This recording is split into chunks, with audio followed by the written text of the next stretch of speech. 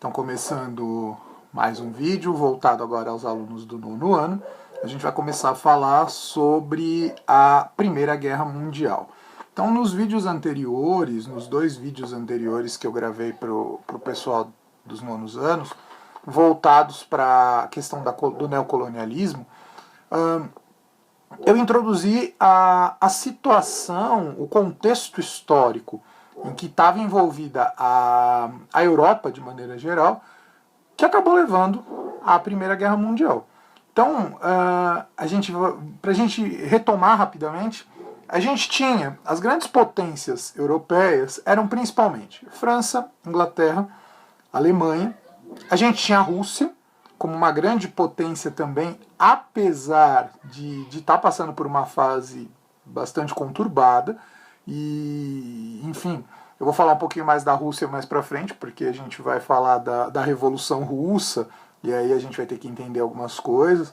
A gente tinha o Império Austro-Húngaro, que era um império histórico e que ainda tinha uma força muito grande, até porque dominava praticamente todo o centro da Europa. Ele, junto com o Império Alemão, praticamente dominavam todo o centro europeu. E fora do continente europeu, a gente tem os Estados Unidos, que ainda não são propriamente uma grande potência mundial, mas tem uma força muito grande no continente americano. E vai acabar solidificando, ou pelo menos começar a solidificar a sua posição como grande potência depois da Primeira Guerra Mundial e depois consolidar essa dominação na Segunda Guerra Mundial. Mas vamos tentar entender um pouquinho o que aconteceu nessa... contextualizar um pouco mais a Primeira Guerra Mundial. Nesse primeiro vídeo que eu quero fazer exatamente isso, é contextualizar, trazer algumas questões tal, que envolveram a guerra em si, né, muito mais a construção do cenário da guerra, do que propriamente falar de eventos, de batalhas. No próximo vídeo, no segundo, falar um pouco mais das batalhas, como foi toda a movimentação durante a Primeira Guerra Mundial. Então, para a gente começar a entender, primeiro, né, eu já citei isso em aula, quando a gente estava na sala de aula, volto a citar esse assunto. Foi fundamental para acontecer a Primeira Guerra Mundial a unificação da Alemanha. A Alemanha, ela era uma união de reinos até o começo do século XIX, que o principal deles, o reino mais forte entre todos aqueles, era a Prússia, mas o que formou a Alemanha, o que unificou a Alemanha, foi a ação, ou melhor, foi a unificação da Alemanha, que acabou levando a um desequilíbrio de forças, ou a toda uma situação complexa que mexeu com o cenário europeu.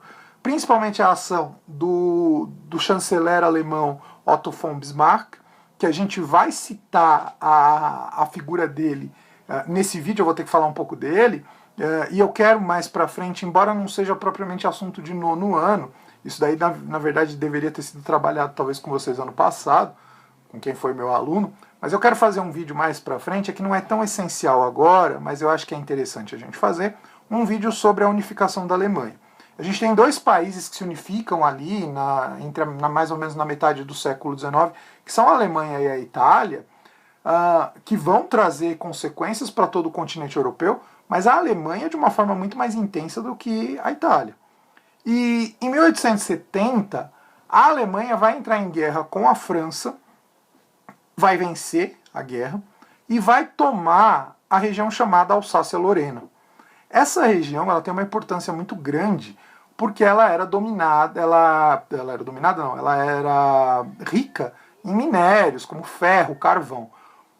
Para o momento em que a Europa estava passando, que era o momento da Revolução Industrial, esses elementos, essa matéria-prima era muito importante porque era o que dava base para a industrialização. A Alemanha queria sua industrialização. Também ela começa forte. Isso eu já falei em aula. A Alemanha, quando ela surge como um país forte e ela também começa já meio que industrializada e tal, e querendo disputar mercado com os outros países, com as outras nações, com a Inglaterra, com a França, com a Rússia, enfim, com essas grandes potências que já estavam ali historicamente dominando o continente africano, dominando o continente asiático, que tinham dominado o continente americano, enfim. A Alemanha também quer poder se expandir. E quando surge a Conferência de Berlim, que é a base para o colonialismo, ou para o neocolonialismo, mais especificamente falando, que foi o que eu estava trabalhando nos vídeos anteriores, quem vai, tanto que a Conferência de Berlim, Berlim é a capital da Alemanha, quem vai, de alguma forma, arquitetar toda essa conferência é o Bismarck, que é a figura central aí da unificação alemã. O Bismarck, ele constrói alianças. Ele percebe que a Alemanha, para ela poder se desenvolver, ela vai precisar garantir a sua paz junto às potências europeias. Porque, afinal, é um país que nasce forte, mas, ao mesmo tempo, é um país que acaba despertando rivalidades das grandes potências europeias. Então, o Bismarck ele começa a costurar alianças para garantir que a Alemanha não vai ser atacada. Então ele constrói aliança com a Rússia, aliança com a Áustria. Como a Rússia tinha aliança com a França, isso meio que garante que a Alemanha não seja atacada pela França, que eram os principais rivais dos alemães, por causa da Alsácia-Lorena. E também começa a tentar uma aliança com a Grã-Bretanha, com a Inglaterra. Então, aos poucos, a Alemanha ela vai conseguindo construir algumas alianças para evitar possíveis ataques. Para os alemães, para o Bismarck e para os sucessores dele, o grande ponto é tentar garantir que a Inglaterra fique longe, porque é o país mais forte, principalmente na questão naval. Garantir também que a Rússia não esteja envolvida numa guerra. Ainda mais se de repente França e Rússia resolvem invadir a Alemanha está no meio do caminho, então ela seria atacada pelos dois países, pelas duas nações, então ela seria facilmente derrotada. Então ela começa a construir alianças. Essas alianças, elas de alguma forma vão ter força até o começo do século XX. 1907 é marcado pelo surgimento de duas grandes alianças na Europa, que de alguma forma desfazem aquilo que o Bismarck já tinha feito lá no século XIX, que são a Entente Cordiale, ou que depois vai ser chamada também de Tríplice Entente, que a gente vai ter. França e Rússia já eram aliadas, ou já estavam costurando uma aliança desde o século XIX, mas eles vão conseguir também atrair para essa aliança a Grã-Bretanha, a Inglaterra. E do outro lado, a gente tem a Tríplice Aliança, que vai ser formada por Alemanha, Império Austro-Húngaro e Itália. Guardem a Itália, porque a Itália vai meio que mudar de lado aí no decorrer da guerra. Então, isso a gente está falando de 1907, são 7 anos antes da guerra estourar. A guerra ela vai estourar em 1914.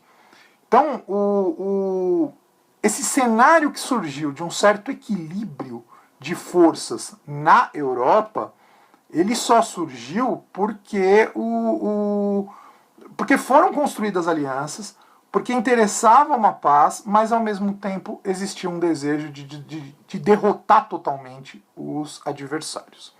Então, a Primeira Guerra ela vai surgir por causa dessas rivalidades que existiram ali em relação à dominação da Ásia, da África, dos mercados, pelas potências europeias. E como eu disse, a gente tem 3 principais potências, isso eu já disse em aula, a gente tem 3 principais potências nesse cenário, que são a Alemanha, a França e a Inglaterra. A Inglaterra, por causa da sua força, principalmente sua força naval, foi o primeiro país que se industrializou, era a maior potência do mundo no começo do século XX. A França era o segundo país mais poderoso, tinha fortes rivalidades com a Alemanha por causa da guerra lá do século XIX, de 1870 a 1871, que acabou levando a França a perder a Alsácia-Lorena, e a Alemanha, que é um país que surge e que, por ter se unificado posteriormente, é uma potência mais atrasada em relação aos outros países. Surge forte, surge rico, mas praticamente não tem domínios fora da Europa. A Alemanha, se a gente pega lá o mapa que eu postei, que eu deixei no vídeo, até como uma thumb do vídeo passado, praticamente a Alemanha não tem domínios nem na África, nem na Ásia. Então é óbvio que a Alemanha se vê bastante desfavorecida. Um último ponto, eu vou acabar tendo que fazer 3 vídeos vendo o tempo como tu tá adorando aqui. Um último ponto que é importante a gente entender são as tensões que existem nos Balcãs. Os Balcãs é a região onde está a Grécia, onde está a Iugoslávia, onde está a Romênia, enfim. A gente tem uma série de povos ali, aquela região sempre foi bastante tensa, porque existem várias nacionalidades, e os Balcãs, a gente tem um povo em específico ali que vai ser a grande tensão, que é a Sérvia. A Sérvia, ela tem uma forte rivalidade com o Império Austro-Húngaro, ela tem alguns desejos expansionistas de construir o grande império, o grande reino dos sérvos, ou o grande reino dos eslavos do sul. A Rússia tem um desejo pan-eslavista. O que seria isso? É o desejo de unificar todos aqueles que são chamados eslavos, os povos eslavos. Esses povos, Iugoslávia, sérvios, romenos, bósnios, enfim, são todos vistos como povos eslavos. Então a Rússia, ela de alguma forma fomentava as ações da Sérvia, porque a própria Rússia queria ter uma influência sobre a Sérvia e assim meio que unificar todo o seu império, todos os seus povos num grande domínio. E, ao mesmo tempo, a Sérvia vai ter grandes problemas com a Áustria, vai ter fortes problemas com a Áustria e com o Império Austro-Húngaro. O que vai levar os sérvios, até porque o Império Austro-Húngaro, em um determinado momento, vai invadir regiões da Bósnia que são dominadas ou que são ocupadas por sérvios, por pessoas que moram, que têm origem sérvia, e isso vai fazer com que as rivalidades entre Sérvia e Império Austro-Húngaro sejam muito fortes. Esse é o cenário, essa é a principal informação que a gente tem que ter nesse momento para a gente entender o início da Primeira Guerra Mundial. Depois o desenvolvimento está muito relacionado ao que eu falei anteriormente, mas o início da Primeira Guerra Mundial vai estar muito ligado a isso, a essa rivalidade entre Sérvia e Império Austro-Húngaro. Porque o que vai acontecer? Surge um grupo terrorista chamado Mão Negra ali na Sérvia, e que vai defender a necessidade de acabar com o Império Austro-Húngaro para poder trazer paz para a Sérvia, e assim a Sérvia poder se expandir, se tornar um reino não só independente, mas forte. E aí, membros do governo sérvio, embora não propriamente o primeiro-ministro, pelo menos pela bibliografia que eu tenho usado como base para poder montar essa aula, na segunda aula, no segundo vídeo, eu quero falar um pouquinho mais da bibliografia e citar alguns trechos para a gente poder entender o contexto da Primeira Guerra, ou melhor, mais que o contexto, o desenrolar da Primeira Guerra.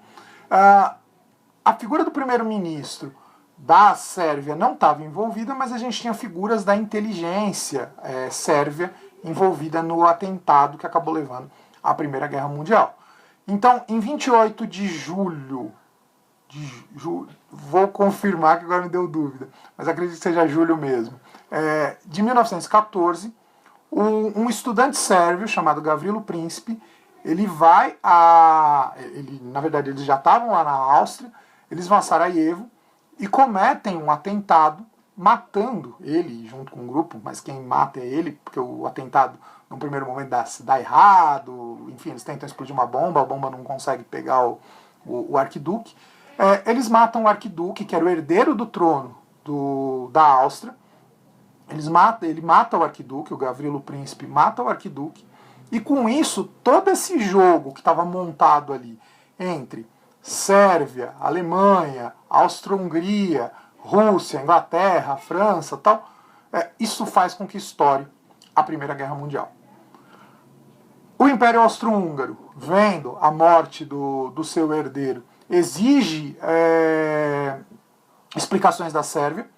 Os sérvios não dão explicações decentes em relação ao assassinato, né? Meio que aquilo que eu falei, por um lado o primeiro-ministro sérvio ele não tinha envolvimento direto com o assassinato do arquiduque. Por outro lado, ele também não fez muito esforço para que a organização, a Mão Negra, fosse pega, enfim. Eles não dão as devidas respostas. A Áustria declara guerra à Sérvia. A Rússia, como era aliada da Sérvia, declara guerra à Áustria. A Alemanha, que era aliada da Áustria, do Império Austro-Húngaro, declara guerra à Rússia e à França, vai invadir a Bélgica e, com isso, a Inglaterra declara guerra também à Alemanha. Esse é o primeiro passo para a gente poder começar a entender a Primeira Guerra Mundial. Próximo vídeo eu vou ler alguns trechos de alguns livros, comentar um pouco esses trechos, para a gente ter um pouco mais claro o que foi a Primeira Guerra Mundial. Então, passemos para o próximo vídeo.